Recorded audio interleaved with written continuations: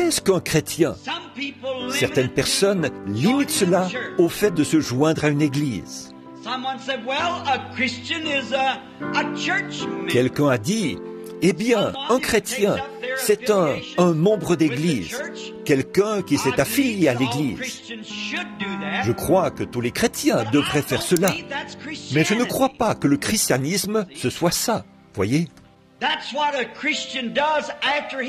C'est ce qu'un chrétien fait après être devenu un chrétien. Mais cela ne veut pas dire que, parce qu'il le fait, il est un chrétien.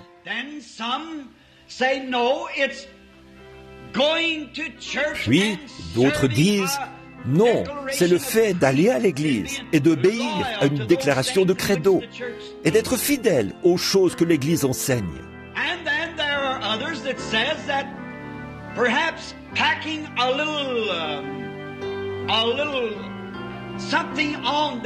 Et puis, il y en a d'autres qui disent que porter peut-être un petit quelque chose sur soi, une petite croix ou quelque chose, que c'est cela le signe d'un chrétien. Bon, et puis il y en a d'autres qui croient que peut-être s'ils brûlent un cierge ou font une sorte de pénitence, que c'est ça être un chrétien. S'ils sont tout simplement immergés dans l'eau, ou qu'ils font un sacrifice, ou donnent quelques biens à l'église, ou aident le voisin, achètent du charbon pour la veuve, ou des chaussures pour l'orphelin. Ça, ce sont les actes qu'un chrétien devrait accomplir. Mais cela ne fait pas encore de lui un chrétien.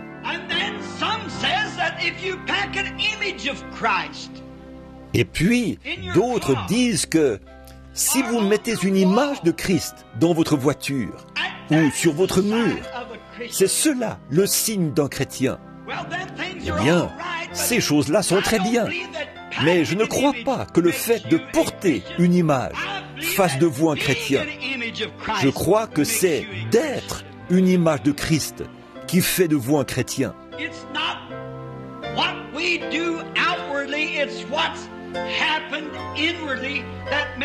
Ce n'est pas ce que nous faisons au dehors. C'est ce qui s'est passé au dedans qui fait de nous ce que nous sommes. Ainsi donc, s'il est notre image et que nous sommes à sa ressemblance et membres de son corps, nous devrions être des images comme lui.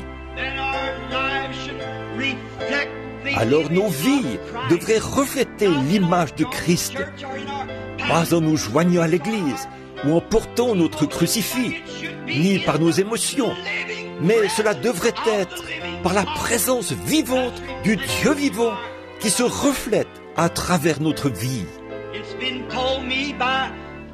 Des experts m'ont parlé du procédé qu'on utilisait avant l'époque des fonderies pour débarrasser l'or de ses impuretés, du fer et de la pyrite. La pyrite ressemble tellement à l'or véritable qu'on l'appelle l'or des fous. Mais le procédé qu'ils utilisaient pour le débarrasser de tout cela, c'est qu'ils le battaient à coups de marteau. C'est ce que faisaient les Indiens autrefois. Et c'est ce que faisaient aussi les orfèvres d'autrefois. Ils le battaient à coups de marteau. Ils le tournaient et le retournaient. Ils le battaient jusqu'à ce que toutes les impuretés en soient sorties. Et le seul moyen de savoir qu'il ne restait plus que l'or, c'est quand celui qui le battait pouvait voir son reflet dedans. Celui qui le battait le regardait constamment, jusqu'à ce qu'il puisse presque se raser devant son propre reflet projeté par l'or qu'il battait.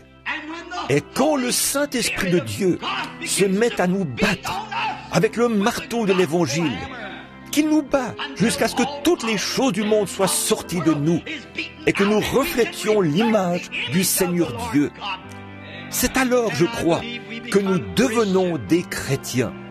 En effet, le mot chrétien signifie semblable à Christ, le refléter. Or, cela ne signifie pas que nous devons porter une longue barbe, comme les artistes le dépeignent. Et cela ne signifie pas non plus que nous devons laisser pousser nos cheveux, comme les artistes le dépeignent. ou porter une tunique, comme lui en portait, car nous vivons à une autre époque. Nous n'avons pas nécessairement à être comme cela pour refléter son image physique.